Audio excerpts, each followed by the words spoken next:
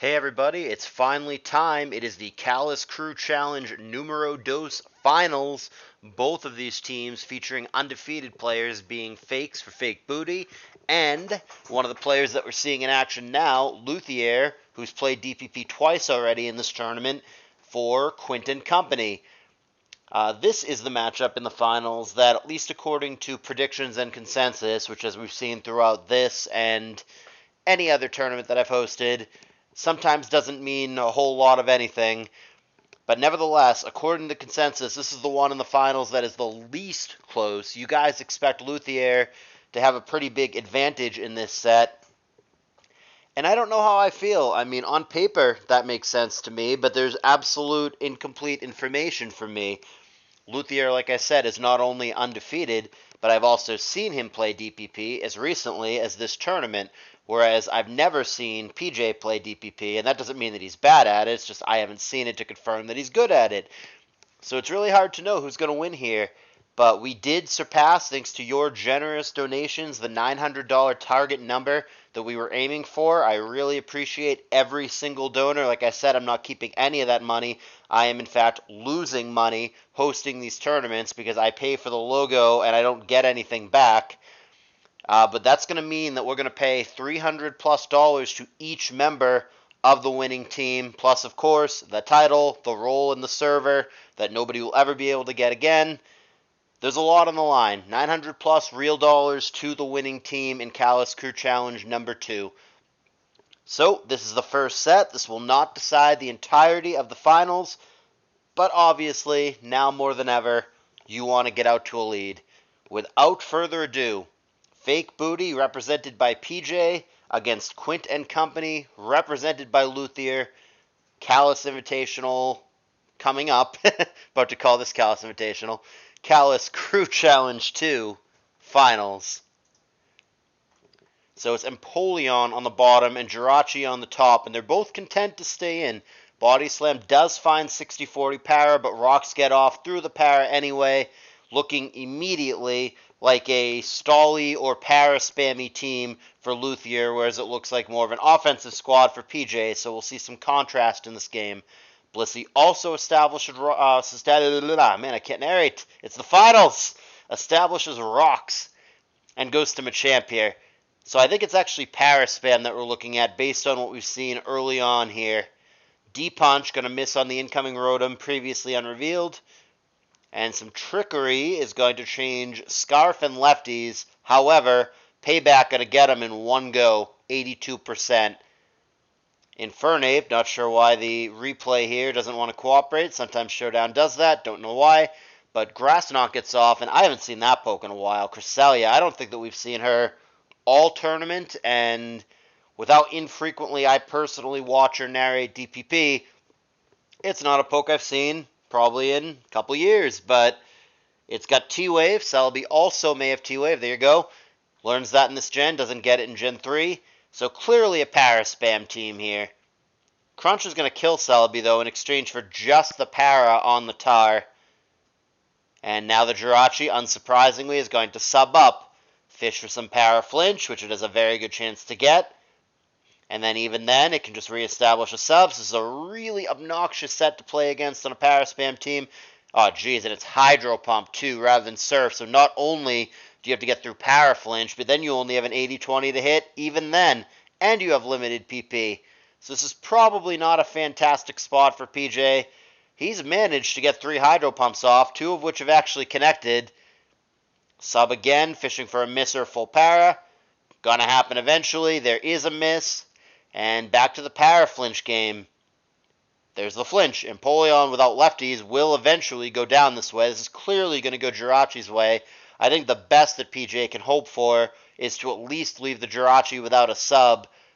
And that's not going to happen as Fire Punch takes it out.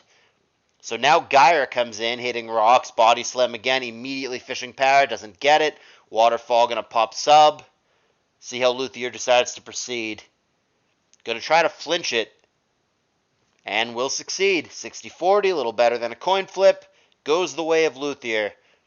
Switches it up to Body Slam, and there's another one down as Luthier furthers his lead. And the whole time, the Jirachi other than wasting PP, isn't really having anything bad happen to it. It's very healthy.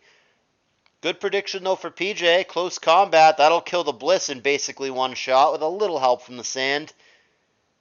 But Magnezone gets revenge, and Luthier's lead of 2 continues.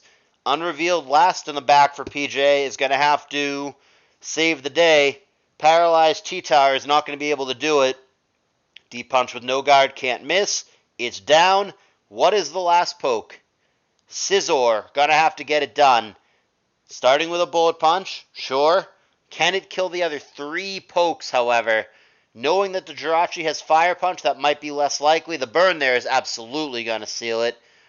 Bug Bite there, I think, would need, first of all, no burn, and a crit, and a good roll. And I don't even know that it's possible to kill with a crit even with that roll, but I'm not going to make that claim for certain. I am not exactly an expert in DPP calcs. Hell, I barely know ADV calcs.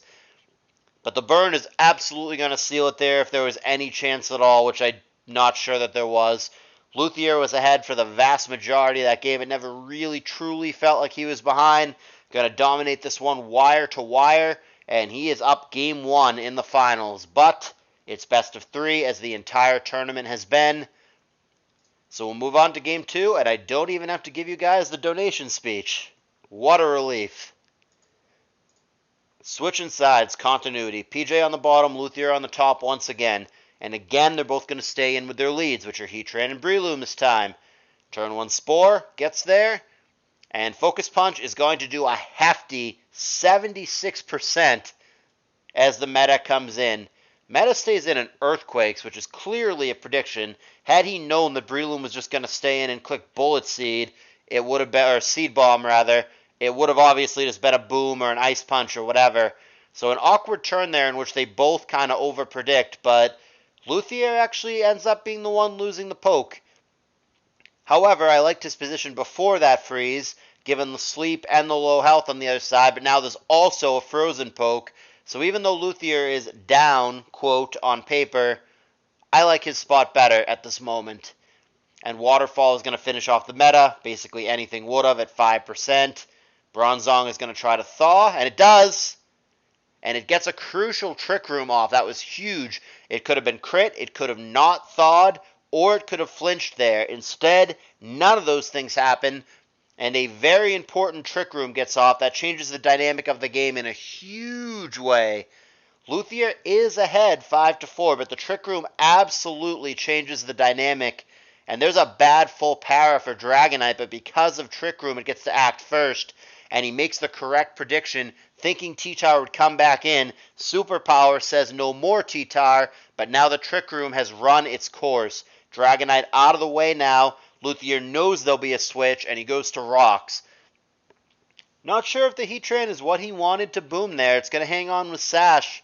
It's not bad to get it there, but it's probably not the ideal target either. It leaves us at a 3-3, and Scizor gets shown. Bullet Punch takes out the Heatran from 1. Eats a Fire Punch with the help of its Occa Berry. And one more Bullet Punch takes out the Tar. They're saying GG's. Starmie can't live from 8%. Paralyzed Dragonite, the only thing left, has to come in on Rocks. That can't survive Bullet Punch either.